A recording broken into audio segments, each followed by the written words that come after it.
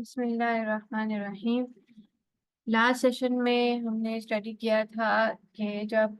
نبوت کا سلسلہ شروع ہوا اور رسول پاک صلی اللہ علیہ وآلہ وسلم نے جو ہے وہ دعوت کا آغاز کیا، تو اس کے جو پہلے 3 سال تھے، ہم نے ٹوٹل ڈیوائڈ کیا تھا پورا جو نبوت کا پیریڈ تھا 23 سال کا، 23 ایئرس کا، تو اس میں 13 ایئرس مکہ میں، 10 ایئرس مدینہ میں۔ تو وہ جو 13 ایئرس مکہ میں ہیں، وہ بھی پھر اس میں 3 سال جو ہیں وہ ایک سیکرٹ کال کا تھا، جس میں علل اعلان دعوت جو ہے وہ نبی پاک صلی اللہ علیہ وآلہ وسلم نے نہیں دی۔ 3 سال ایک مخفی طریقے سے، خفیہ طریقے سے جو ہے وہ دعوت کا سلسلہ جو ہے وہ چلا۔ تو پھر ہم نے ارلی کانورٹس کے بارے میں پڑھا، جو کہ سابقین اولین تھے۔ پھر ہم نے پڑھا کہ حکم ملا محمد صلی اللہ علیہ وآلہ وسلم کو کہ اب اوپن پریچنگ جو ہے وہ ایک کھلے عام دعوت جو ہے وہ دی جائے اللہ کی طرف، اور وہ پھر انہوں نے اپنے خاندان سے جو ہے وہ سٹارٹ کیا۔ اور پھر ہم نے پرسیکیوشن کے بارے میں پڑھا کہ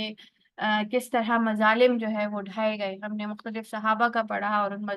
جو ظلم کی انتہا جو ہے ان پر کی گئی کہ وہ واپس جو ہے وہ کفر کی طرف آئیں اور ایمان سے پھر جائیں، لیکن الحمدللہ جو ہے کوئی ایک مسلمان بھی واپس کافر نہیں ہوا، اس میں شہادتیں ہوئیں، جیسے کہ حضرت سمیہ رضی اللہ تعالیٰ عنہ، ان کے شوہر جو ہے وہ دونوں جو ہے وہ شہید ہوئے۔ سمیہ پہلی جو ہے وہ شہادت تھی اسلام کی۔ اس طرح بہت سارے، حضرت بلال نے، حضرت عثمان نے، بہت ساری جو ہے تو خواتین نے بہت مظالم سہے، لیکن کوئی ایک انسان بھی جو ہے وہ واپس کفر کی طرف نہیں گیا۔ اور پھر ہم نے کچھ ڈسکشن کی تھی کہ اتنی سخت شدت سے ریزسٹنس کیوں تھی، اور پھر اگر کچھ تحمل مزاجی تھی تو اس کی کیا وجوہات تھی۔ تو یہ ایک اوور ویو لاسٹ سیشن کا تھا۔ آج ہم سٹارٹ کرتے ہیں۔ یہ ہم جو سیکوینس آف ٹاپکس فالو کر رہے ہیں وہ رحیق المختوم یا دا سیڈ نیکٹر کا کر رہے ہیں۔ تو دوسری کتابوں میں، جیسے کہ میں ساتھ میں جو شبلی نعمانی صاحب، مولانا شبلی نعمانی اور سید سلیمان ندوی کی بک ہے، یا تاریخ ابن کثیر ہے، تو یا ڈاکٹر اسرار کی کتاب ہے، تو اس میں بھی یہی ٹاپکس ہیں، آگے پیچھے کر کے ٹاپکس یہی ہیں۔ اور اب پھر یہ واقعات ابھی جو ہم ڈسکس کر رہے ہیں، یہ 4 نبوی، 5 نبوی، اس طرح کے ان 2 سالوں کے جو ہے یہ واقعات ہیں۔ تو سیکوینس میں اوپر نیچے ہو سکتا ہے، لیکن واقعات جو ہیں وہ یہی ہے۔ اب قریش جو تھا یہ اپروچ کرتے ہیں ابو طالب کو، ٹھیک ہے، اور ابو طالب کے پاس جو ہے ابن اسحاق یہ روایت کرتے ہیں کہ کچھ لوگ جو ہیں وہ قریش میں سے، جو ان کے سرداران تھے، وہ ابو طالب کے پاس آتے ہیں اور ابو طالب کو کہتے ہیں کہ جو تمہارا بھتیجا ہے یہ ہمارے خداؤں کو جو ہے وہ لعن طعن کرتا ہے، اور ہماری جو طرز زندگی ہے اس کے بارے میں کہتا ہے کہ یہ غلط ہے، اور ہمارے مذہب کا اور ہمارے جو آباء و اجداد ہے ان کی بے عزتی کرتا ہے۔ تو یا تو آپ اس کو روک دیں، یا پھر آپ اس کو ہمارے حوالے کر دیں۔ اور کیونکہ آپ بھی تو اس کے خلاف ہیں، ٹھیک ہے، یعنی کہ ابو طالب نے اسلام تو قبول نہیں کیا تھا، تو اگر آپ بھی اس کے خلاف میں ہیں اور ہم بھی اس کے خلاف ہیں تو بس اس کو ہمارے حوالے کر دیں، تو آپ کی بھی جان چھوٹے گی۔ تو وہ جیسے کہ اب یہاں پہ بک میں مینشن ہے، او ابو طالب، your nephew curses our gods, find faults with our way of life, mocks our religion, and degrades our forefathers. Either you must stop him, or you must let us get at him, for you are opposed to his views, just as we are in opposition to him, and we will rid you of him. ٹھیک ہے، تو ابو طالب جو ہے وہ کیا کرتے ہیں، وہ ان کو تھوڑا سا، کیونکہ وہ بہت غصے میں اور بڑے جذبے میں آئے ہوتے ہیں، تو وہ ان کو تھوڑا کام ڈاؤن کرنے کی کوشش کرتے ہیں اور تھوڑا پولائٹلی ان کو ہینڈل کرنے کی کوشش کرتے ہیں، جبکہ محمد صلی اللہ علیہ وآلہ وسلم پر ان کی ان غصے کا، ان کے ان باتوں کا کوئی اثر نہیں ہوتا ہے، اور وہ اسی طرح اپنے جو تبلیغ کا سلسلہ ہے یا دعوت کا سلسلہ ہے وہ جاری رکھتے ہیں۔ تو قریش سے جو ہے وہ صبر نہیں ہوتا اور ان سے یہ برداشت نہیں ہوتا، اور وہ ابو طالب کو جو ہے وہ پریشرائز کرتے ہیں، ٹھیک ہے، ان کو مجبور کرتے ہیں کہ دھمکی دیتے ہیں، مجبور کرتے ہیں، ان کے ساتھ سخت رویہ اپناتے ہیں، اور جس سے ابو طالب بھی جو ہے وہ پریشان ہو جاتے ہیں۔ اور اسی طرح پھر جو سرداران ہیں قریش کے، وہ ابو طالب کے پاس آتے ہیں، اور وہ یہی جو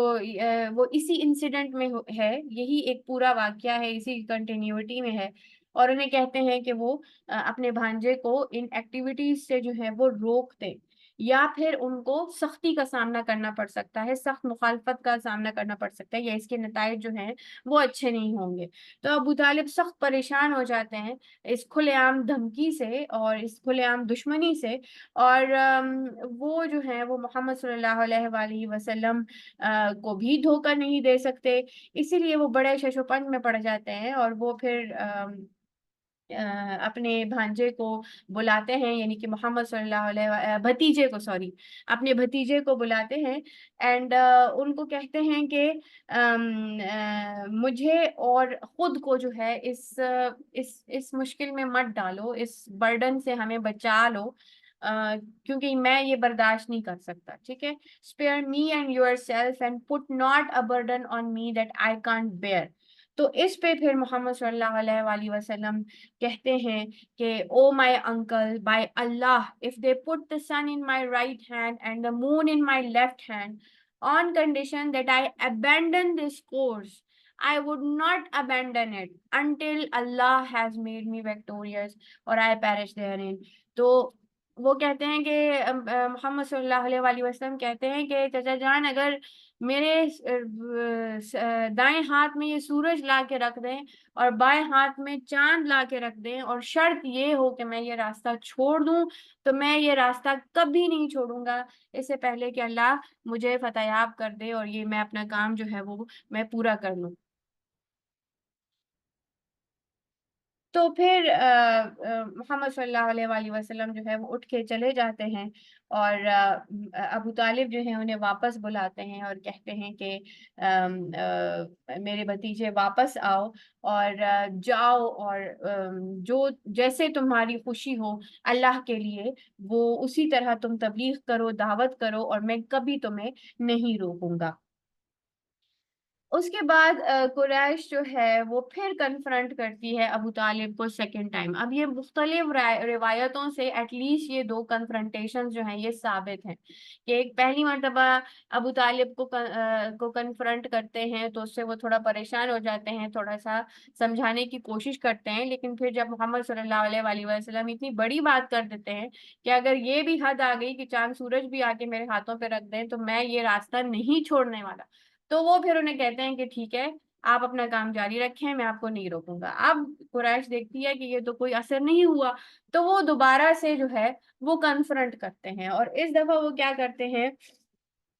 کہ وہ کچھ سرداران پھر آتے ہیں، اور اس دفعہ جو ہے وہ ایک نوجوان اپنے ساتھ لے کر آتے ہیں جن کا نام عمرہ بن الولید بن المغیرہ جو ہے اس نوجوان کا نام ہوتا ہے، اور وہ ابو طالب کو کہتے ہیں کہ او ابو طالب، we have brought you a smart boy still in the bloom of his youth to make use of his mind and strength, and take him as your son in exchange for your nephew who has run counter to your religion, brought about social conflict, found fault with your way of life, so that we kill him and rid you of his endless troubles man for man۔ یعنی اس دفعہ ایک عجیب سا ہی وہ ایک تمسخرانہ کام کرتے ہیں کہ ایک بندے کو لے آتے ہیں، ایک جوان کو، اور ابو طالب کو کہتے ہیں کہ یہ ایک اچھا خاصا اپنی جوانی کے بلوم پہ نوجوان ہے، اور اس کے ذہن کو اور اس کی جو اسٹرینتھ ہے، اس کی جو طاقت ہے، اس کو جو ہے تو آپ اپنے حساب سے جو ہے وہ یوز کریں، اور یہ جو آپ کا بیٹا ہے یعنی کہ محمد صلی اللہ علیہ وآلہ وسلم تو ابو طالب کی کفالت میں تھے، تو کہتے تھے کہ ان کو ہمارے حوالے کر دو، ویسے بھی جو ہے انہوں نے مشکل میں ڈال دیا ہے آپ کو، آپ کے ریلیجن، آپ کے مذہب کے بھی خلاف جا رہا ہے، اور ایک معاشرتی جو ہے وہ کانفلکٹ بھی ڈال دیا ہے پورے معاشرے میں، ایک فساد سے بھی جو ہے ایک کانفلکٹ بھی پیدا ہو گیا ہے۔ اور ہماری اور جو تمہاری طرز زندگی ہے، یعنی کہ ابو طالب کو کہتے ہیں کہ جو تمہاری طرز زندگی ہے اس کو بھی یہ غلط سمجھتے ہیں، اور اس کو جو ہے یہ ان کو ہمارے حوالے کر دو، تو تاکہ ہم جو ہے ان کو مار سکیں اور ہم یہ جو ہے اس پریشانی کا خاتمہ ہو سکے اور مین ٹو مین ہمارا ایکسچینج ہو۔ تو اس پر ابو طالب بڑے حیران ہوتے ہیں، اور وہ کہتے ہیں کہ یہ تو بڑا انفیئر بارگین ہے، یہ کس طرح کا بارگین ہے کہ میں جو اپنا بیٹا ہے وہ تم لوگوں کو دے دوں تاکہ تم لوگ اس کو قتل کر دو، اور یہی تو بڑی عجیب سی تم لوگ بات کر رہے ہو۔ تو پھر اس میں سے ایک آدمی ہوتا ہے المطعم بن عدی، تو وہ پھر کہتا ہے کہ یہ لوگ جو آئے ہیں یہ تو صرف تمہیں بچانا چاہتے ہیں اس ہماری غصے سے، ہمارے اس نفرت سے، اس پریشانی سے جو کہ محمد صلی اللہ علیہ وآلہ وسلم کی طرف ان کی تھی نا، تو اس سے ابو طالب کو کہہ رہے ہیں کہ تمہیں ہم بچانا چاہتے ہیں، اس لیے تمہیں ہم یہ آفرز کر رہے ہیں، اور تم جو ہے ہمارے ان اچھے آفرز کو، ان فیورز کو تم ریفیوز کر رہے ہو، اس کو ٹھکرا رہے ہو۔ تو وہ کہتا ہے کہ they meant only to rid you of a source of hateful trouble, but as I see you are determined to refuse their favors۔ تو ابو طالب ان کی کوئی بات جو ہے وہ مانتے نہیں ہیں، ان کی کسی بات میں آتے نہیں ہیں۔ اب جب ان کو ناکامی ہوتی ہے، ہر اس میں ہر فرنٹ پہ انہیں ناکامی ہو رہی ہے، اور اسلام جو ہے وہ آہستہ آہستہ پھیلتا جا رہا ہے، لوگ جو ہے وہ مسلمان ہو رہے ہیں، تو اب جو ہے ایک تو ہم نے پرسیکیوشن کا سلسلہ ایک وہ پڑھا تھا کہ جب علی اعلان جو ہے وہ تبلیغ شروع ہوئی، اور جو کہ جو پہلے مسلمان ہوئے ان پہ کیا ظلم و ستم اور کیا ظلم جو ہیں وہ ہوئے۔ یہ کسی کا کیمرہ آن ہے، پلیز یہ آف کر دیں۔ اچھا جی، تو پھر اس کے بعد جو ہے وہ ایک اور سلسلہ جو ہے وہ شروع ہوتا ہے کہ وہ نبی کریم صلی اللہ علیہ وآلہ وسلم کو تنگ کرتے ہیں، ان کو ایذا پہنچاتے ہیں، ان کو نقصان جو ہے ان کو ہرٹ کرتے ہیں، مینٹلی بھی ہرٹ کرنے کی کوشش کرتے ہیں، فزیکلی بھی ہرٹ کرنے کی کوشش کرتے ہیں، انسلٹنگ بیہیویئرز بھی رکھتے ہیں، مطلب انتہا پہ پہنچتے ہیں۔ اب یہاں پہ کچھ ایگزامپلس دی ہوئی ہیں۔ پہلے تو یہ ابو لہب کا ذکر کیا ہوا ہے کہ یہ کیا کرتا تھا کہ یہ نبی پاک صلی اللہ علیہ اچھا اب یہ جو ہم ٹاپک پڑھ رہے ہیں نا، atrocities against Allah messenger peace be upon, تو اس کو پلیز، اس لیے میں نے اس میں ڈیٹیل سے بھی ڈالا ہے ساری چیزیں، کچھ ایسی چیزیں تھیں کہ جو میری زبان پہ میں کوشش بھی کر رہی تھی تو میں ان کو کہہ نہیں پا رہی تھی، وہ میں نے چھوڑ دی ہیں، باقی میں جو ہے تو چیزیں اس میں سبھی ڈالی ہوئی ہیں جو کہ رحیق المختوم میں ہے۔ تو اتنا سب جو ہے سہا ہمارے نبی نے، محمد صلی اللہ علیہ وآلہ وسلم نے، اور وہ کنسسٹنٹ رہے، پرسسٹنٹ رہے، اور انہوں نے وہ راہ نہیں چھوڑی، اور ایک بشری جیسے کہتے ہیں نا، یہی خوبصورتی ہے سیرت کی یہی خوبصورتی ہے کہ بالکل ایک انسانی سفر ہے، ایک انسان جس درد تکلیف سے گزرتا ہے، جن ایموشن سے گزرتا ہے، جو اس کو انسلٹ پہ فیل ہوتے ہیں یا ہرٹ ہوتا ہے وہ، یا اس کو اگر فزیکلی کوئی تکلیف ہو سکتی ہے، وہ ساری تکلیفوں سے وہ بشری طور پر بالکل انسان کے طور پہ جو ہے وہ گزرے، تو وہ یہ جو ہے نا یہ ویسے ہی نہیں ہے، یہ اس لیے ہے تاکہ بطور انسان ہم ان کے ساتھ کنیکٹ کر سکیں، یعنی کہ وہ قرآن میں بھی ہے نا کہ اللہ کہتا ہے، یہ پلیز یہ سالے فاطمہ یہ آپ اپنا مائکروفون پلیز ذرا میوٹ کر دیں، اچھا، کہ اگر رسول جو ہے وہ انسان نہیں فرشتہ بھی ہو سکتا تھا، قرآن میں ہے کہ یہ مشرکین جو ہے یہ ڈیمانڈ بھی کرتے تھے کہ یہی کیوں رسول ہے، ٹھیک ہے، کہ مطلب یہ تو بازاروں میں بھی چلتا ہے، یہ تو ہماری طرح کھاتا پیتا بھی ہے، تو فرشتہ کیوں نہیں ہے؟ تو اگر فرشتہ ہوتا ایک تو وہ ایگزام ہی ختم ہو جاتا، ٹھیک ہے، وہ بالغیب ایمان بالغیب کا وہ تو پوائنٹ ہی ختم ہو جاتا، ٹھیک ہے، اگر ابھی ہم میں سے کوئی موت کے فرشتے کو دیکھ لے یا کوئی کافر بھی موت کے فرشتے کو دیکھ لے تو اس پہ تو بات یہاں ہو جائے گی، تو پھر اس کے کلمے کی کیا حیثیت ہے؟ ٹھیک ہے، اس کے کلمے کی تو کوئی حیثیت نہیں ہے۔ اور دوسری بات یہ ہے کہ اگر کوئی فرشتہ نبی ہوتا، کبھی بھی کوئی فرشتہ نبی نہیں آیا، ٹھیک ہے، ہم لوگوں کی اسپیشیز میں سے ہی آئے ہیں، تو اگر کسی اور اسپیشیز کا نبی ہوتا تو ہم اس سے ریلیٹ کیسے کر پاتے؟ کوئی بھی بات ہوتی، کوئی بھی عمل ہوتا، کوئی بھی چیز ہوتی ان کی سیرہ میں، تو ہم کہتے کہ بھائی یہ تو ان کے لیے پاسبل تھا کیونکہ وہ تو فرشتہ تھے، وہ تو ایسے ان کی پاورز تھیں، ان کے یہ چیزیں وہ کر سکتے تھے، ہم بطور انسان ایسے کیسے کر سکتے ہیں؟ لیکن وہ سارے بہانے ہمارے ختم کر دیے اللہ نے، اور اللہ نے جو ہمارا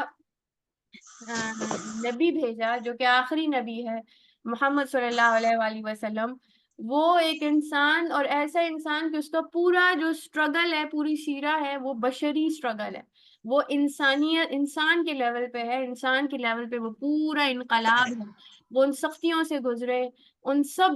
چیزوں سٹرگل سے گزرے۔ تو یہ ہم جتنی اٹراسٹیز پڑھتے ہیں تو ہمیں اس بات پہ اس پہ غور کرنا چاہیے کہ ہم کس طرح فیل کرتے ہیں، ہمیں اگر کوئی اس طرح کہے، اتنا درد پہنچائے، یا ہمارا اس پہ کیا ری ایکشن ہوگا؟ ہم اتنے پرسسٹنٹ کنسسٹنٹ رہیں گے، ہمارے قدم اتنے جمے ہوئے رہیں گے؟ تو یہ چیز جو ہے نا، یہ سیرہ سے ایکسٹریکٹ کرنے والی ہے، سیکھنے والی۔ اب ابو لہب جو تھا، یہ تو چچا بھی تھا، محمد صلی اللہ علیہ وآلہ وسلم کے خاندان کا تھا، اور یہ پڑوسی بھی تھا، ٹھیک ہے، محمد صلی اللہ علیہ وآلہ وسلم کا، اور یہ جو ہے یہ پتھر پھینکتا تھا یہ ہمارے نبی پہ صلی اللہ علیہ وآلہ وسلم۔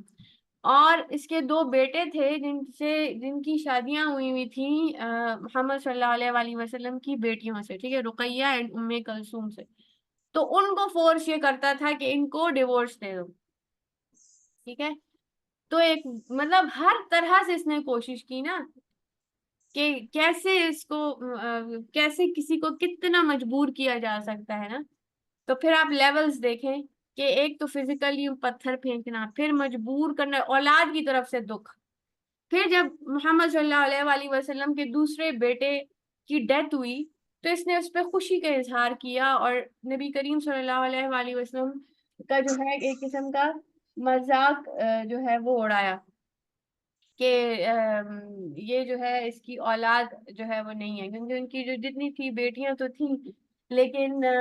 میل جو آف سپرنگ تھے ان کے، یہ جو بیٹے تھے تو وہ کوئی بھی حیات نہیں تھے، ٹھیک ہے، وہ بہت ہی ان کے بیٹے تھے ہوئے، لیکن وہ بہت ہی بچپن میں اللہ نے ان سے واپس لے لیے، تو یہ بھی ان کا مذاق جو ہے وہ اڑایا جاتا تھا۔ پھر جب حج کا سیزن آتا تھا اور اس میں نبی کریم صلی اللہ علیہ وآلہ وسلم جو سارے عرب سے لوگ آئے ہوتے تھے، گروپس آئے ہوتے تھے، ان کے پاس جا جا کر دعوت دیتے تھے، تو یہ ان کا سایہ بن جاتا تھا، ان کے پیچھے پیچھے چلتا تھا، ان کو ٹھیک سے بات نہیں کرنے دیتا تھا، ان کے بارے میں جھوٹ بولتا تھا، اور جو لوگ ہوتے تھے ان کو مجبور کرتا تھا کہ وہ ان کے خلاف ہو جائیں، ان کی تبلیغ کے خلاف ہو جائیں۔ وہ اتنے پتھر پھینکتا تھا ہمارے نبی پہ، ہمارے پیارے نبی حضرت محمد صلی اللہ علیہ وآلہ وسلم پہ، کہ ان کے اینکلز میں سے، ان کے جو ٹخنے ہیں اس میں سے خون شروع ہو جاتا تھا۔ تو اس لیول کا پرسیکیوشن وہ ہمارے نبی فیس کر رہے ہیں صلی اللہ علیہ وآلہ وسلم، جو کہ چوتھے سال ہی جو ہے یہ پرسیکیوشن، یہ ایٹراسٹیز، یہ مظالم جو ہیں وہ فیس کر رہے ہیں اپنے چچا کے ہی ہاتھوں، ٹھیک ہے، کہ اولاد کی طرف سے بھی، پھر مذاق بھی اڑ رہا ہے، پھر فزیکل بھی تکلیف اتنا کہ خون بہ رہا ہے۔ پھر اس کی جو بیوی تھی ابو لہب کی، ام جمیل، ٹھیک ہے، یہ ابو لہب کی بیوی تھی اور ابو سفیان کی یہ بہن تھی۔ تو یہ جو ہے یہ جو ہے یہ بھی کیا کرتی تھی کہ نبی کریم صلی اللہ علیہ وآلہ وسلم کا جب اس کو پتا ہوتا تھا کہ یہ ان کو اس راستے سے گزرنا ہے تو یہ کانٹے بچھا دیتی تھی، ٹھیک ہے، اور یہ بہت ہی بدتمیز قسم کی اور بیڈ ٹیمپرڈ جو ہے یہ عورت تھی، اور یہ گالیاں دیتی تھی، ایسی زبان کا استعمال کرتی تھی، اور ایسا اس کا یہ ایک فتنہ پرور اور فتنہ خیز اس کا مزاج تھا کہ یہ دشمنی پہ اور نفرت میں اور اس میں نا حدود پار کر جاتے تھے. اور اسی لیے قرآن میں اس کو دا کیریئر آف فائر ہوڈ وہ ہے نا حمالۃ الحطب سورہ لہب میں، کہ یہ وہ لکڑیوں کا وہ اس کے سر پہ ہوگا. ٹھیک ہے، تو اس کے ام جمیل جو ابو لہب کی بیوی ہے، اور ابو لہب کے لیے پھر اللہ نے بہت غصے کا اظہار کیا ہے سورہ لہب میں، اور کہا ہے کہ یہ لوگ برباد ہوں اور ان کے لیے بربادی ہے اور ان کے لیے ہمیشہ کی دوزخ ہے. تو پھر جب اس کو پتا چلا کہ اس کے لیے یہ آیتیں جو ہیں وہ نازل ہوئی ہیں، اس کو جب خبر ہوئی کہ اس کے بارے میں اس طرح کی بات کی جا رہی ہے، تو یہ ڈائریکٹ کعبہ گئی. ٹھیک ہے، اور وہاں پہ اب نبی کریم صلی اللہ علیہ وآلہ وسلم بیٹھے ہوئے تھے اور ابو بکر بیٹھے ہوئے تھے، لیکن یہ اس نے نا ہاتھ میں کنکر اٹھائے ہوئے تھے، پتھر اٹھائے ہوئے تھے، اور یہ غصے میں جاتی ہے کعبہ. تو جیسے ہی وہ وہاں جاتی ہے تو اللہ اس کی نظر جو ہے وہ لے لیتا ہے، اس کو اندھا کر دیتا ہے. تو جیسے ہی وہ وہاں جاتی ہے، اب وہاں بیٹھے جو ہیں وہ محمد صلی اللہ علیہ وآلہ وسلم بھی ہوتے ہیں، ابو بکر بھی ہوتے ہیں، لیکن اس کو جو ہے نا تو محمد صلی اللہ علیہ وآلہ وسلم نظر نہیں آتے، اللہ اس کی بینائی لے لیتا ہے. اور ابو بکر رضی اللہ تعالیٰ عنہ بیٹھے ہوتے ہیں، تو یہ پھر ان سے جو ہے وہ بات کرتی ہے اور ان کو جو ہے وہ دھمکیاں دیتی ہے کہ اگر ابھی تمہارا جو ساتھی ہے، جو دوست ہے وہ آپ کا، وہ ابھی یہاں پہ ہوتا تو میں اس طرح کنکریوں سے مارتی، اور جو بھی اس گستاخ نے پھر باتیں کی کہ میں اس طرح بے عزتی کرتی اور یہ کرتی وہ کرتی. تو اور پھر اس نے شعر بھی کہے. ٹھیک ہے، جس کا یہ ٹرانسلیشن یہاں پہ لکھی ہوئی ہے: "We have disobeyed the dispraised one, rejected his call and alienated ourselves from his religion." ایسے عربی میں اس نے شعر کہے کہ بڑے فخر سے کہ ہم نے ریجیکٹ کر دیا ہے اس دعوت کو اور اس انسان کو، نعوذ باللہ، اور ہم نے اس ریلیجن کو. تو اور ایک اور نریشن میں ہے کہ اچھا، اور پھر ابو بکر صدیق، اور پھر یہ چلی جاتی ہے وہاں سے. تو ابو بکر صدیق رضی اللہ تعالیٰ عنہ جو ہے وہ محمد صلی اللہ علیہ وآلہ وسلم کی طرف مڑتے ہیں. وہ حیران ہوتے ہیں نا کہ وہ تو ان کے پاس بیٹھے ہوئے ہیں اور یہ آ کے ان سے کچھ بھی نہیں کہہ رہی اور ان کو مخاطب کر کے اتنا کچھ کہہ کے جو ہے وہ چلی گئی ہے. تو وہ پھر نبی کریم صلی اللہ علیہ وآلہ وسلم سے پوچھتے ہیں کہ مطلب یہ کیا ہوا ہے. تو پھر نبی کریم صلی اللہ علیہ وآلہ وسلم کہتے ہیں کہ اس نے مجھے نہیں دیکھا کیونکہ اللہ نے جو ہے اس کی نظر کو روک لیا مجھے دیکھنے سے.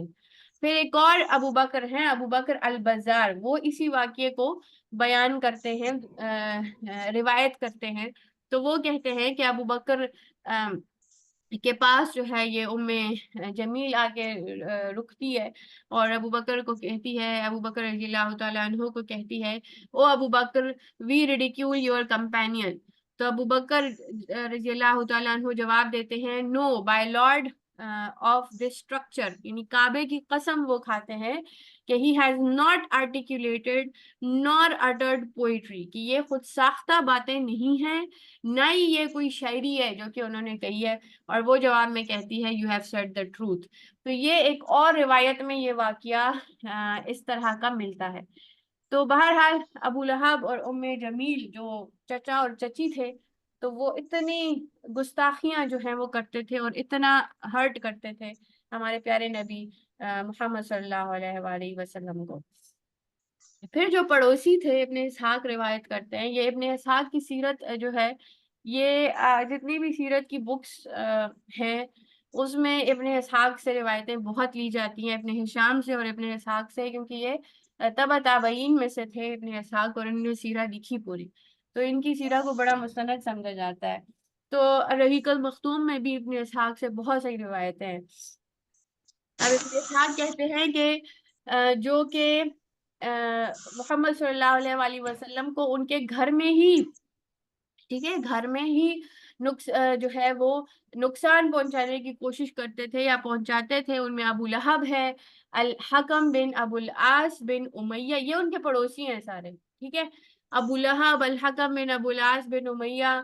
عقبہ بن ابی معیز، عدی بن حمرہ الزقافی، اینڈ ابن الاسدہ الہذالی. ٹھیک ہے. اب یہ جو نیبرز ہے سارے، اس میں سے کسی سے بھی نبی کریم صلی اللہ علیہ وآلہ وسلم محفوظ نہیں تھے ان کے شر سے، سوائے یہ الحکم بن عبد الاوس کے. باقی یہ سارے جو ہے وہ تنگ کرتے تھے. اب اس میں سے one of them would throw the womb of a sheep. ٹھیک ہے، جو بچہ دانی ہوتی ہے نا، یوٹرس یا وomb، تو وہ شیپ کا وہ لا کے جو ہے وہ پھینک دیتے تھے ان پہ جب نبی کریم صلی اللہ علیہ وآلہ وسلم نماز پڑھ رہے ہوتے تھے. اور یا پھر اس کو کوئی اور آ کے نا اسی چیز کو ان کے کھانے میں پھینک دیتا تھا. وہ ان کے گھر کے اندر ان کا کھانا موجود ہوتا تھا نا، جو کہ کسی برتن میں ہوتا تھا، تو وہ اس میں پھینک جاتا تھا. پھر نبی کریم صلی اللہ علیہ وآلہ وسلم نا اس چیزوں سے بچنے کے لیے، تو وہ جب نماز پڑھتے تھے تو کسی چٹان یا کسی راک کسی کے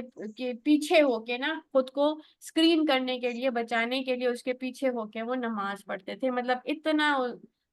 ان کا جینا مشکل کر دیا تھا کہ وہ تھوڑا سا پھر بچنے کی کوشش جو ہے وہ کرتے تھے. اور جب وہ یہ چیزیں ان پہ پھینکتے تھے تو وہ کسی لکڑی سے اٹھا کے اس کو سائڈ پہ کرتے تھے، اور وہ کہتے تھے او بنی عبد مناف what kind of neighborly treatment is this، کہ یہ کس طرح کا کوئی پڑوسی اس طرح ہوتے ہیں، یہ کس طرح کا بیہیویئر ہے کسی پڑوسی کا، او بنی عبد مناف. اور پھر وہ گند وغیرہ سارا جو ہے وہ ہٹا کے مطلب اپنے گھر سے یا اس سے باہر گلی میں جو ہے وہ لے آتے تھے. پھر ابو جہل جو ہے، یہ بخاری میں ہے کہ ابن مسعود رضی اللہ تعالی عنہ کی روایت ہے کہ ایک دفعہ محمد صلی اللہ علیہ وآلہ وسلم کعبہ کے قریب جو ہے وہ نماز پڑھ رہے تھے، اور ابو جہل جو ہے وہاں پر اپنے کچھ ساتھیوں کے ساتھ تھا. اور ان میں سے کچھ نے کچھ دوسروں کو کہا کہ تم لوگوں میں سے کون جا کر جو اونٹ ہے اس کے گٹس جو ہوتے ہیں نا، انٹسٹائنز جو ہوتی ہیں، جو انتڑیاں ہوتی ہیں، تو وہ کسی کوئی قبیلہ تھا، اس نے قربانی کی تھی یا جو بھی کیا تھا،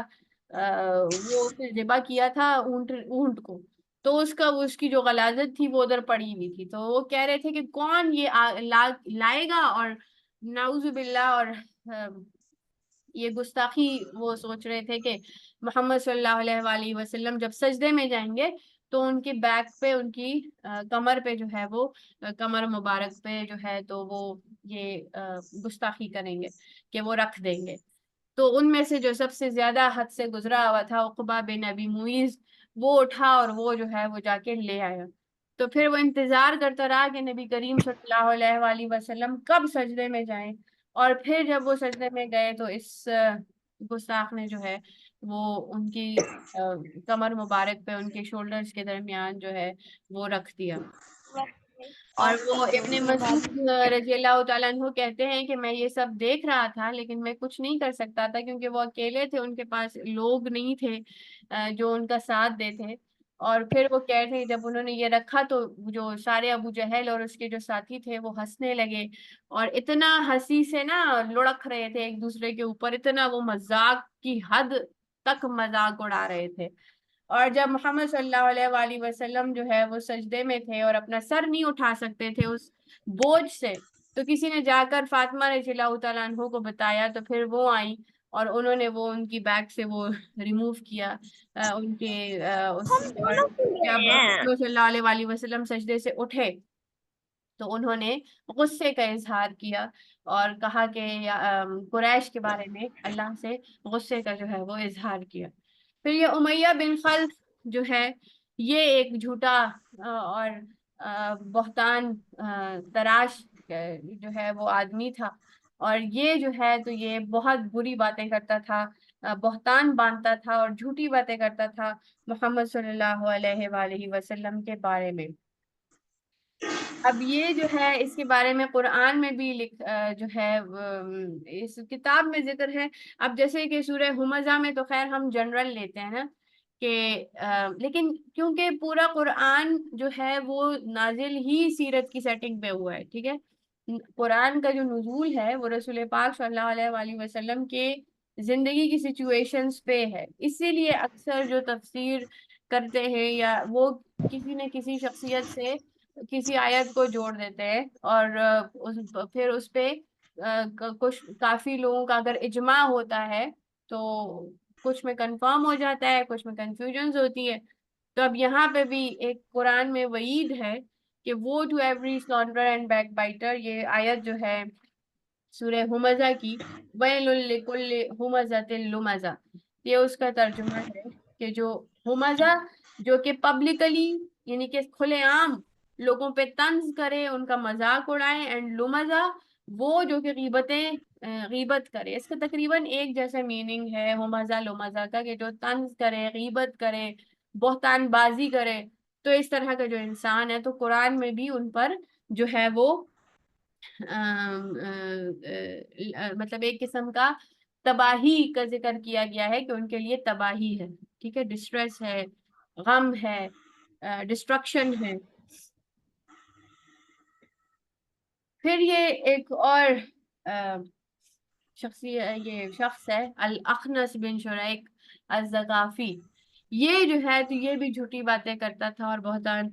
بازی کرتا تھا، اور کوئی موقع جو ہے تو یہ ہاتھ سے جانے نہیں دیتا تھا. اور قرآن میں ڈائریکٹ جو ہے اس آدمی کا ذکر کر کے، یعنی کہ اس کا نام نہیں لیا گیا، لیکن بہت سے تفاسیر میں جیسے مودودی صاحب کی تفسیر میں بھی اس شخص کا نام ہے. اس میں ولید بن مغیرہ کا بھی نام ہے کہ یہ آیتیں اس کے بارے میں یا اس کے بارے میں یا ایک اور شخص کا نام ہے، ان میں سے کسی ایک کے بارے میں ہے. تو اس میں ان آیتوں میں اللہ کہتے ہیں کہ سورہ قلم کی آیتیں یہ، and obey not everyone who swears much and is considered worthless and a slanderer, going about with calumnies, hinderer of the good, transgressor, sinful, cruel, after all that base bold. تو یہ ایک انسان کی نا پوری جو وہ شخص تھا اس کی اللہ نے پوری پراپرٹیز بیان کی ہے. اور اس کو اگر میں ترجمہ کروں اردو میں تو، اور کسی بھی ایسے شخص کی باتوں میں نہ آنا جو بہت قسمیں کھانے والا بے وقت شخص ہے، تانے دینے کا عادی ہے، چغلیاں لگاتا پھرتا ہے، بھلائی سے روکنے والا، زیادتی کرنے والا، بدعمل ہے، بد مزاج ہے، اور اس کے علاوہ نچلے نسب والا بھی ہے. اس میں زنیم کا ورڈ یوز ہوا ہے جو کہ مولانا مودودی کی تفسیر میں بھی ہے، اور جن کے تفاسیر میں اور اس بک میں بھی ہے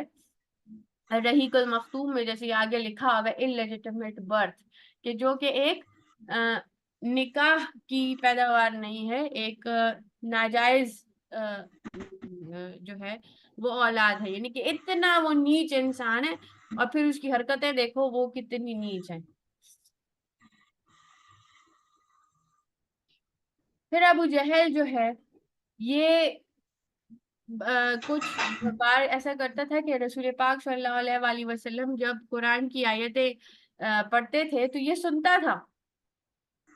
لیکن بجائے اس کے نا کہ ان پہ یقین کریں یا اس میں جو وارننگز ہیں یا جو ڈرایا گیا ہے یا بتایا گیا ہے اس سے کوئی سبق لے، اس کو سمجھے، اس پہ اس کی توجہ نہیں ہوتی تھی. اس کی توجہ اس پہ ہوتی تھی کہ کیسے اب یہ نبی کریم صلی اللہ علیہ وآلہ وسلم تلاوت کر رہے ہیں یا بات کر رہے ہیں یا کسی کو دعوت دینے کے لیے آیات سنا رہے ہیں، تو کیسے میں اس میں بیچ میں بول پڑوں یا اس اسپیچ کو خراب کر دوں، یا مطلب وہ لوگ ٹھیک سے سن نہ پائیں. اب اس کی توجہ اس بات پہ تھی. تو جب اس کی توجہ اس بات پہ ہوتی تھی تو وہ خیر کی بات سن کے بھی اس کو خیر نہیں ملتی تھی. یعنی کچھ لوگ ہوتے ہیں نا وہ آپ کی بات سنتے بھی ہیں تو اس نیت سے کہ وہ آپ کو کاؤنٹر کریں گے، یا اس نیت سے کہ بس وہ ان کے ذہن میں مخالفت اتنی زیادہ ہوتی ہے کہ ان پہ بھلائی کی بات کا کوئی اثر ہی نہیں ہوتا اگر وہ سن بھی لیں. مجھے اکثر نا اکثر یوٹیوب پہ کچھ ایسی ڈسکشنز بھی سننے کو ملی ہیں نا کہ جس میں مخالف جو کہ اسلام کا مخالف بندہ ہے اس کو ایسی آیتیں اس نے رٹی ہی نہیں ہیں، اس کو رٹی ہوئی ہوتی ہیں آیتیں، وہ باقاعدہ بتا رہا ہوتا ہے سورہ فلانے صورت میں جو ہے تو یہ آیت تو فلانے میں، اور بات وہ بالکل اسلام کے خلاف کر رہا ہوتا ہے. تو اس کا مطلب ہے کہ اس کے اندر اتنا گند بھرا ہوا ہے، اتنی نیگیٹیوٹی بھری ہوئی ہے کہ قرآن کی آیتیں اس کو یاد ہو کے بھی، یعنی کہ اس کو اتنا علم ہے، وہ علم اس کو کوئی فائدہ نہیں پہنچا رہی کیونکہ اس کی نیت ہی ٹھیک نہیں ہے. ٹھیک ہے نا، اس علم کو بھی وہ اگینسٹ جو ہے وہ یوز کر رہا ہے. تو یہ ابو جہل کا بھی تھا کہ وہ سنتا یہ سب کچھ تھا لیکن اس پہ اثر کچھ نہیں ہوتا تھا، کیونکہ اس کی نیت یہی ہوتی تھی کہ اس کو کیسے وہ خراب کرے. اور اسی لیے قرآن میں بھی آیا ہے فلا صدق ولا صلى، یہ آئی تھنک سورہ علق میں ہے کہ یہ جو ہے نا سو ہی neither believed nor prayed، کہ نہ یہ اب یہ سن بھی رہا ہے سب کچھ لیکن نہ اس نے یقین کرنا ہے، نہ اس نے جو ہے عبادت کرنی ہے، نہ اس نے نماز پڑھنی ہے. اب یہ جو ہے کیا کرتا تھا ابو جہل جو ہے، یہ محمد صلی اللہ علیہ وآلہ وسلم کو باقاعدہ روکتا تھا، روکنے کی کوشش کرتا تھا. اس کی نظر ہی ہوتی تھی کہ محمد صلی اللہ علیہ وآلہ وسلم جو ہے وہ کعبہ میں یا حرم میں جو ہے وہ آنے نہ پائیں. ٹھیک ہے، تو ایک دفعہ ایسا ہوا کہ نبی کریم صلی اللہ علیہ وآلہ وسلم جو ہے وہ حرم میں نماز پڑھ رہے تھے. تو یہ ابو جہل اس کو بڑا غصہ آیا اور یہ جا کے اس نے جو ہے چل رہی دھمکیاں، مطلب ایسے اچانک سے گیا اور دھمکیاں دی اور غلط زبان جو ہے وہ استعمال کی محمد صلی اللہ علیہ وآلہ وسلم کے ساتھ. تو نبی کریم صلی اللہ علیہ وآلہ وسلم کو بھی جو ہے غصہ آیا اور انہوں نے بھی آگے سے اس کو ڈانٹ دیا. اور تو اس نے پھر ابو اچھا. جہل نے جواب میں کہا یہ کس کا مائک آن ہے پلیز آف کر دیں. چالے فاطمہ.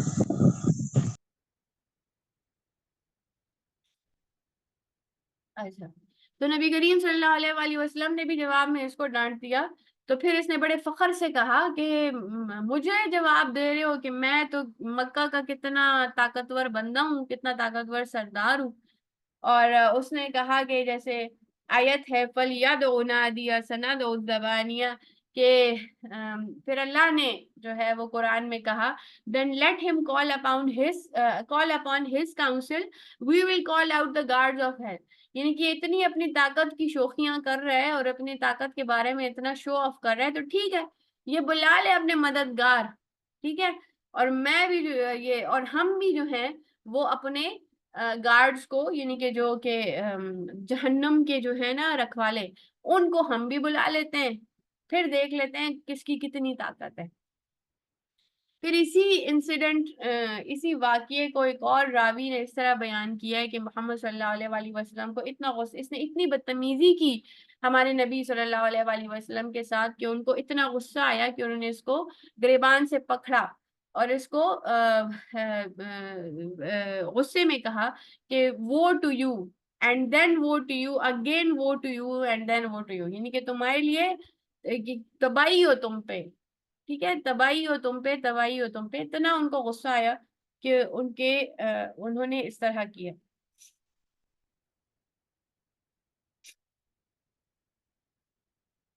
پھر یہ جو ہے ابو جہل یہ ایکسٹریمز پہ جاتا تھا. ٹھیک ہے، اور نبی کریم صلی اللہ علیہ وآلہ وسلم کے چہرے مبارک پہ جو ہے نا تو یہ دھول یا مٹی جو ہے تو یہ پھینکتا تھا، یہ اتنی گستاخی کرتا تھا. اور ایک دفعہ نا اس نے ایسا کیا کہ اس نے اس طرح دھول مٹی پھینکنی چاہیے اور یہ کہہ رہا تھا کہ میں نعوذ باللہ اور من ذالک، اور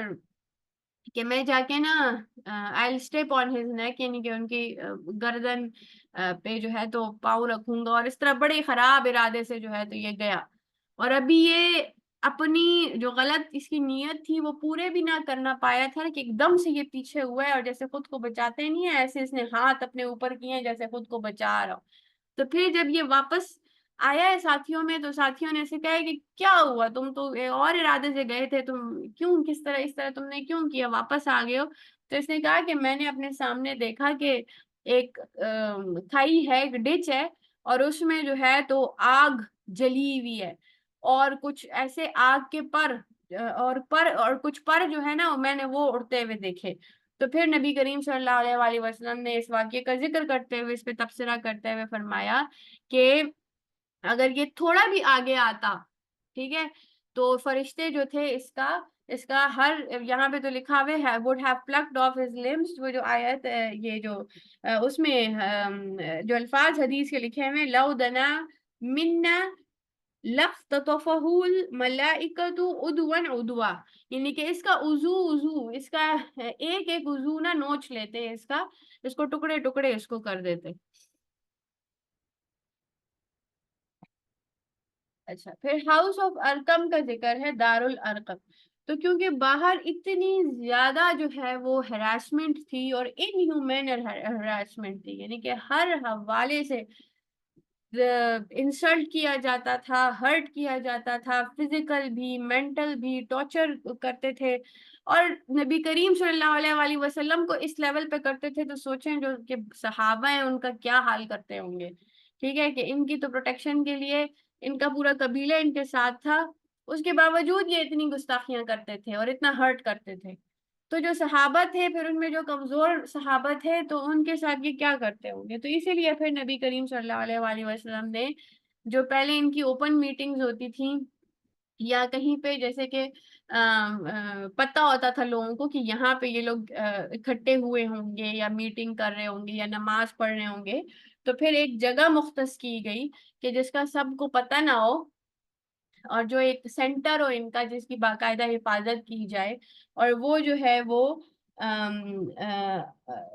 الارقم بن ابو الارقم المخزومی، جو کہ الصفا پہ کوہ صفا کے پاس جو ہے ان کا یہ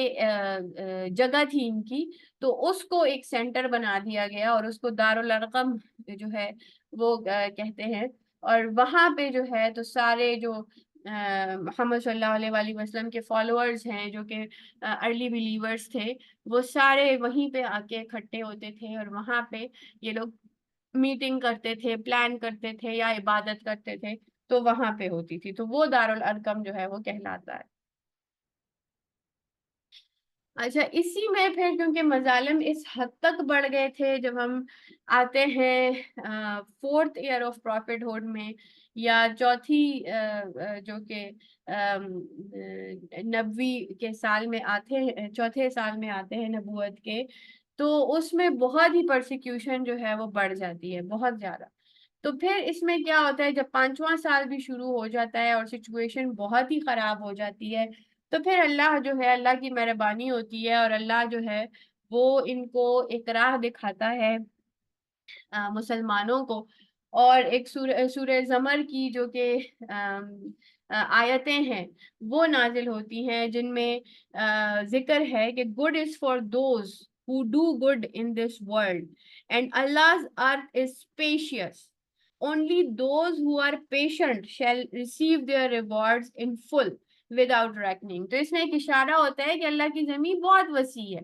ٹھیک ہے، تو ایک قسم کا مسلمان سمجھ جاتے ہیں یا ان کو گائیڈنس مل جاتی ہے، اور نبی کریم صلی اللہ علیہ وآلہ وسلم ان کو گائیڈ کرتے ہیں کہ اگر یہاں پہ وہ اللہ کے حکم کے مطابق زندگی نہیں گزار سکتے اور اتنا خطرہ ہے تو پھر ہجرت کر سکتے ہیں، ٹھیک ہے، ایک وے آؤٹ جو ہے وہ دیکھ لیتے ہیں، تو پھر محمد صلی اللہ علیہ وآلہ وسلم جانتے ہیں کہ جو اشما ہے جس کا ٹائٹل نجاشی جیسے اردو میں کہتے ہیں یا نیجس انگلش میں کہتے ہیں، وہ ایتھوپیا کا یا حبشہ کا جو بادشاہ ہے وہ نجاشی یا اشما جو ہے وہ ہوتا ہے، اور اس کے بارے میں نبی کریم صلی اللہ علیہ وآلہ وسلم جانتے ہیں کہ وہ ایک اچھا رولر ہے، ایک اچھا جسٹ رولر ہے، اچھا بادشاہ ہے، اور وہ کوئی جو ہے وہ غلط کام نہیں کرے گا فضول ویسے ہی جو ہے صرف دشمنی کے بنا پر یا بغیر کسی ریزن کے وہ جو ہے وہ غلط کام جو فالوورز ہیں نبی کریم صلی اللہ علیہ وآلہ وسلم کے اس ٹائم جو صحابہ تھے، یعنی ان کے ساتھ زیادتی نہیں کرے گا، تو انہوں نے ان کو اجازت دے دی، محمد صلی اللہ علیہ وآلہ وسلم نے ان کو حبشہ کی طرف ہجرت کرنے کی اجازت دے دی، تو پھر پانچویں سال یعنی کہ نبوت کے پانچویں سال رجب کے مہینے میں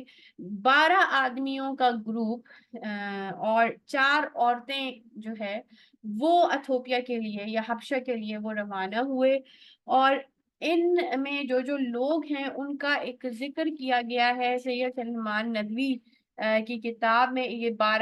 11 نام جو ہیں یہ مینشن کیے گئے ہیں، جس میں حضرت عثمان بن عفان رضی اللہ تعالیٰ عنہ، حضرت ابو حذیفہ بن عتبہ رضی اللہ تعالیٰ عنہ اپنی زوجہ کے ہمراہ، جن کا نام حضرت سہلہ بنت سہیل تھا رضی اللہ تعالیٰ عنہ، ان کے ساتھ پھر حضرت زبیر بن العوام رضی اللہ تعالیٰ عنہ، پھر حضرت مصعب بن عمیر رضی اللہ تعالیٰ عنہ، حضرت عبد الرحمن بن عوف، حضرت ابو سلمہ مخزومی رضی اللہ تعالیٰ عنہ کے ساتھ ان کی زوجہ حضرت ام سلمہ رضی اللہ تعالیٰ عنہ، حضرت عثمان بن مظعون جمحی رضی اللہ تعالیٰ عنہ، پھر عامر بن ربیعہ اور ان کے ساتھ ان کی زوجہ جن کا نام حضرت لیلہ جو ہے وہ بتایا جاتا ہے وہ تھی، پھر حضرت ابو صبرہ بن ابی رحم رضی اللہ تعالیٰ عنہ، اور حضرت ابو حاتب بن عمرو سہیل بن بیضہ رضی اللہ تعالیٰ عنہ، اور حضرت عبداللہ بن مسعود رضی اللہ تعالیٰ عنہ، یہ 12 صحابی جو تھے، ساتھ میں صحابیات جو تھیں، یہ جو ہے تو یہ حبشہ کے لیے روانہ ہوئے، اور ان کو جو ہے ایک اتفاق ایسا تھا، یہ 5 نبوی کی بات ہے، ٹھیک ہے، ماہ جو تھا، منتھ جو تھا وہ رجب کا تھا، اور حسن اتفاق یہ تھا کہ جب یہ لوگ بندرگاہ پہ پہنچے، اگر آپ اس کا میپ دیکھیں تو یہ مکہ ہے، یہاں سے انہوں نے ہجرت کرنی تھی، یہ ایتھوپیا ہے، ٹھیک ہے، تو بیچ میں یہ ریڈ سی ہے تو یہاں سے یہ لوگ جیسے ہی یہاں بندرگاہ پہ یہ لوگ پہنچے تو وہاں پہ 2 تجارتی جہاز جو ہے وہ ایتھوپیا جانے کے لیے یا حبشہ جانے کے لیے جو ہے وہ بالکل ریڈی تھے، اور جہاز کیونکہ وہ بالکل ریڈی تھے اور بالکل بس جانے ہی والے تھے، تو انہوں نے بہت ہی سستے کرائے پر، مطلب بہت ہی کم پیسوں میں ان کو بٹھا لیا، اور مولانا جو سید یہ شبلی نعمانی اور سید سلیمان ندوی کی جو بک ہے سیرت نبوی، جو کہ کافی ایک فیمس کتاب ہے، اس کے مطابق ہر ایک کو صرف 5 درہم جو ہے وہ دینے پڑے، اور جب قریش کو خبر ہوئی تو وہ بندرگاہ تک آئے وہ تعاقب میں، لیکن پھر وہ جہاز جو ہے وہ نکل چکے تھے، تو موقع ان کے ہاتھ سے نکل چکا تھا۔ اچھا، پھر عام مورخین کا خیال ہے کہ ہجرت انہی لوگوں نے کی جن کا کوئی مطلب مددگار نہیں تھا، لیکن مہاجرین کی اگر ہم فہرست دیکھیں، اگر ہم لسٹ دیکھیں تو اس میں ہر طرح کے لوگ جو ہیں وہ ہجرت کرنے والوں میں نظر آتے ہیں، کہ جن میں بہت ہی جو کہ کمزور مطلب جن کا بیک گراؤنڈ ہم کہہ رہے ہیں نا کہ جو بہت طاقتور نہیں تھے، یا جو اگر طاقتور تھے تو سب اس میں شامل ہیں جنہوں نے ہجرت کی۔ اب جیسے حضرت عثمان بن عفان رضی اللہ تعالیٰ عنہ ہیں جو بنو امیہ سے تھے، اور جو سب سے زیادہ صاحب اقتدار خاندان تھا، تو وہ بھی اس میں تھے، پھر متعدد بزرگ مثلا زبیر اور مصعب رضی اللہ تعالیٰ عنہ خود حضرت صلی اللہ علیہ وآلہ وسلم کے خاندان سے ہیں، وہ بھی اس لسٹ میں شامل تھے، پھر عبد الرحمن بن عوف رضی اللہ تعالیٰ عنہ اور ابو صبرہ رضی اللہ تعالیٰ عنہ، یہ بھی کوئی معمولی لوگ نہیں تھے، تو اس بنا پر زیادہ جو ہے وہ یہ زیادہ قریب ہے قیاس کے کہ قریش کا ظلم و ستم صرف کمزوروں پر محدود نہیں تھا، وہ اچھے خاصے جو کہ طاقتور لوگ تھے، جو کہ مالدار لوگ تھے، ان پہ بھی ان کا ظلم و ستم تھا، اسی لیے تو انہوں نے پھر ہجرت کی، بلکہ جو کہ بڑے بڑے خاندان والے جو تھے وہ بھی ان کے ظلم و ستم سے محفوظ نہیں تھے، اسی لیے اس لسٹ میں ہر طرح کے لوگ جو ہیں وہ شامل تھے۔ اچھا، پھر ایک اور عجیب بات اس میں یہ ہے کہ جو لوگ جن لوگوں پہ سب سے زیادہ ظلم ہوا، جیسے کہ جن کو بالکل انگاروں کے بستر پہ کہتے ہیں نا سونا پڑا، جیسے کہ حضرت بلال رضی اللہ تعالیٰ عنہ ہیں، یا حضرت عمار رضی اللہ تعالیٰ عنہ، یا حضرت یاسر رضی اللہ تعالیٰ عنہ ہے، ان کا نام جو ہے وہ مہاجرین جو حبشہ کی لسٹ میں ہمیں نظر نہیں آتا، تو اس کی یا تو یہ وجہ ہو سکتی ہے کہ یا تو وہ اتنے بے سر و سامان تھے کہ ان کے لیے سفر کرنا ہی ممکن نہیں تھا، یا پھر نہ ان کو بس ایک قسم کا وہ ریزیلینٹ ہو چکے تھے کہ وہ نہیں کرنا چاہتے تھے ہجرت۔ اچھا، پھر اس کے بعد کیا ہوا کہ یہ تو لوگ چلے گئے، 12 آدمی اور 4 عورتوں کا یہ جو ہے یہ مہاجر ہو گئے ادھر حبشہ میں، اور اس کے بعد رمضان میں، یہ رجب میں یہ واقعہ ہوا، اور پھر اسی سال رمضان میں ایک دفعہ کیا ہوا کہ محمد صلی اللہ علیہ وآلہ وسلم جو تھے وہ حرم مبارک میں گئے، اور وہاں پہ بہت سارے قریش کا ایک جمع، ایک اجتماع جو تھا وہ پہلے سے تھا، جس میں مشرکین، قریش کے مشرکین جو تھے وہ تھے، اور اس میں بڑے بڑے نام تھے، اور بڑے ان میں ان کے سردار اور اس طرح کے لوگ تھے۔ تو اس میں سے اچانک سے نا نبی کریم صلی اللہ علیہ وآلہ وسلم نے سورہ النجم کی تلاوت جو ہے وہ شروع کی۔ تو ایسا ان پہ پہلی دفعہ انہوں نے ان پہ ایک ایسا اثر ہوا کہ وہ بالکل اسپیل باؤنڈ ایسے ہو گئے نا، بالکل حیران، اور جیسے کہ ایک طاقت تھی اس ریولیشن کی، ایک سچائی تھی ان الفاظ کی، پہلی دفعہ ان کے دل جو ہے یا ان کا جو ذہن تھا وہ اس سے جو ہے وہ متاثر ہو رہا تھا۔ اس سے پہلے جو ہے یہ لوگ نہیں سنتے تھے غور سے، ٹھیک ہے، اور یہ کہتے تھے کہ سحر میں آ جاتے ہیں، جادو میں آ جاتے ہیں، لیکن اس دن کیا ہوا کہ ان پہ اتنا اثر ہوا ان الفاظ کا کہ جب نبی کریم صلی اللہ علیہ وآلہ وسلم اس آیت تک پہنچے، لا تسمعوا لهذا القرآن والغوا فيه لعلكم تغلبون، listen not to this Quran and make noise in the midst of its recitation۔ اچھا یہ جو ہے نا یہ آیت جو ہے یہ سورہ نجم کی نہیں ہے، یہ ان کے بارے میں کہا گیا ہے کہ یہ لوگ قرآن ٹھیک سے نہیں سنتے تھے، تو یہ کیا کرتے تھے کہ یہ شور مچاتے تھے، اور اس جو نبی کریم صلی اللہ علیہ وآلہ وسلم کی آواز ہے اس کو اوور کم کرنے کی کوشش کرتے تھے۔ لیکن پھر جب سورہ نجم کی یہ جو تلاوت اس دن جو رمضان کا یہ واقعہ یہ بیان کر رہے ہیں وہ نبی کریم صلی اللہ علیہ وآلہ وسلم نے کی، اور پھر جب وہ اس آیت پہ پہنچے فَاسْجُدُوا لِلَّهِ وَاعْبُدُوا، یعنی کہ سو فال یو ڈاؤن، یعنی کہ پھر اللہ کے سامنے سجدے میں سردے میں پڑ جاؤ اور صرف اسی کی عبادت کرو۔ تو جتنے یہ لوگ تھے، حالانکہ مشرکین تھے اور سردار تھے اور بڑے بڑے نام تھے، یہ سجدے میں گر گئے۔ یہ ایک ایسا واقعہ ہوا کہ یہ سارے اچانک جو ہے نا یہ سجدے میں گر گئے، اور پھر یہ ان سے نا ایک ان انٹینشنلی اور بے ساختہ یہ کام ہو گیا۔ پھر بعد میں ان کے جو ساتھی تھے نا وہ انہوں نے ان کا مذاق اڑانا شروع کیا، اور پھر انہوں نے جو ہے اس کی تعویلیں بنانی شروع کی کہ ہم نے اس طرح کیوں کیا، اور نبی کریم صلی اللہ علیہ وآلہ وسلم کے حوالے سے جھوٹ بولنا شروع کیا کہ یہ تو ایسا ہوا تھا ویسا ہوا تھا اسی لیے ہم نے اس طرح کیا، تو پھر جھوٹ بنانا شروع کیا۔ تو اس واقعے کی خبر نہ حبشہ پہنچ گئی، حبشہ تک پہنچ گئی، تو وہ لوگ سمجھے اب کہ یہ سب نے سجدہ کیا تو وہ سمجھے کہ یہ مسلمان ہو گئے ہیں، تو اس میں سے اکثر جو ہے نا تو وہ لوگ واپس آ گئے۔ لیکن جب یہ واپس یہاں تک پہنچے، بندرگاہ تک پہنچتے، تو پھر ان کو خبر ہوئی کہ یہ تو خبر سچی نہیں ہے، تو پھر کچھ لوگ رک گئے، پھر کچھ لوگ چلے گئے۔ اس کے بعد ایک سیکنڈ مائگریشن آف ایتھوپیا بھی ہوئی کہ جس میں زیادہ لوگ پھر مائگریٹ ہوئے، کیونکہ یہی جو وہاں پہ سلسلہ تھا مظالم کا تو اسی طرح جاری تھا، اور علی اعلان یہ لوگ نہ عبادت کر سکتے تھے نہ کچھ کر سکتے تھے، تو پھر یہ لوگ جو ہے تقریباً 83 کے قریب آدمی اور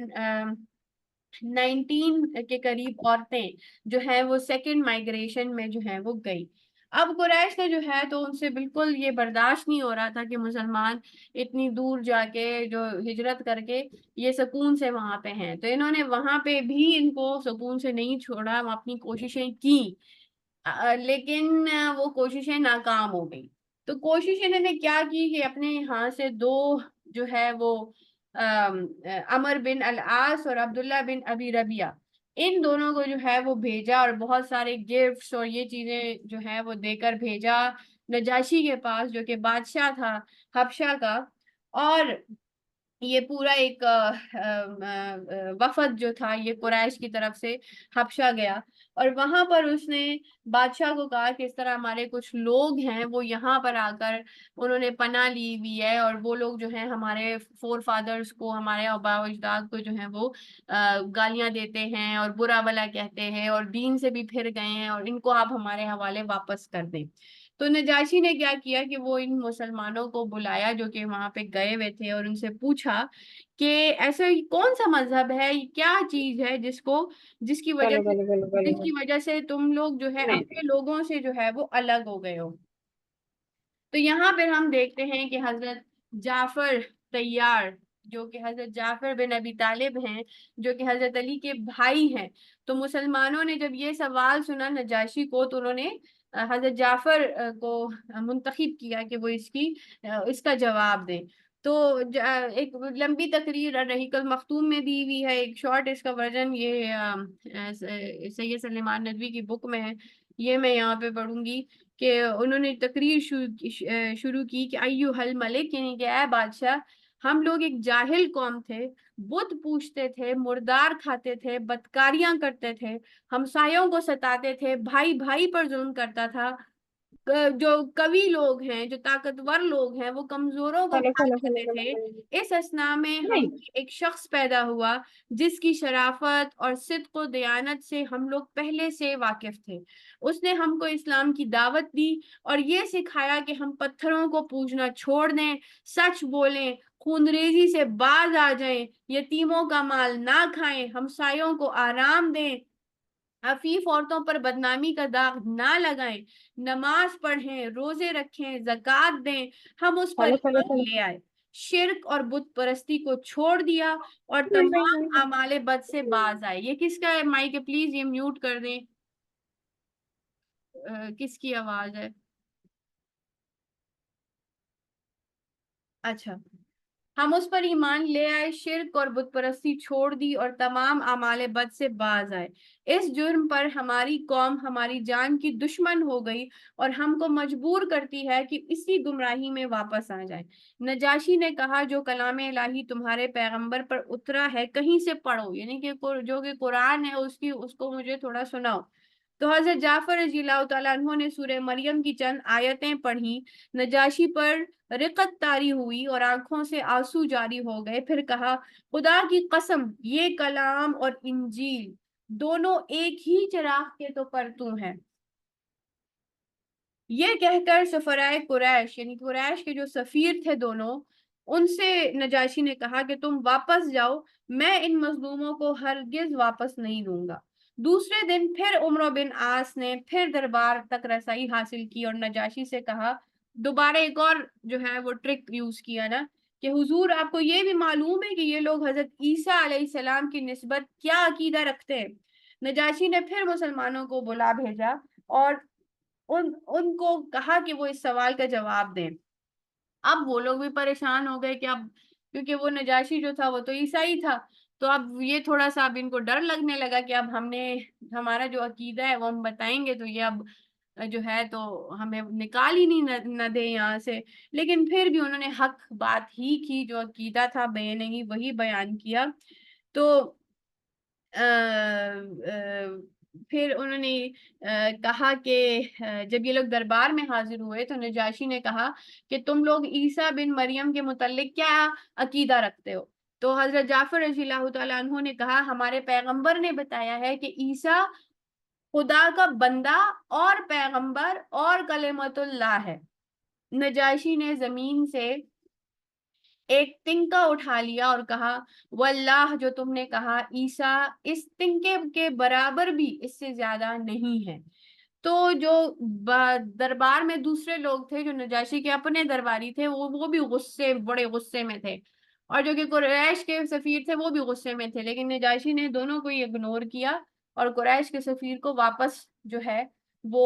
ناکامیاب جو ہے وہ بھیج دیا۔ اور یہ سارا جو ہے یہ حبشہ کی مائگریشن تک کا واقعہ تھا۔ اس سے آگے انشاءاللہ پھر ہم نیکسٹ سیشن میں پڑھیں گے۔ کوئی کچھ ایڈ کرنا چاہتا ہے، کہنا چاہتا ہے تو پلیز ویلکم۔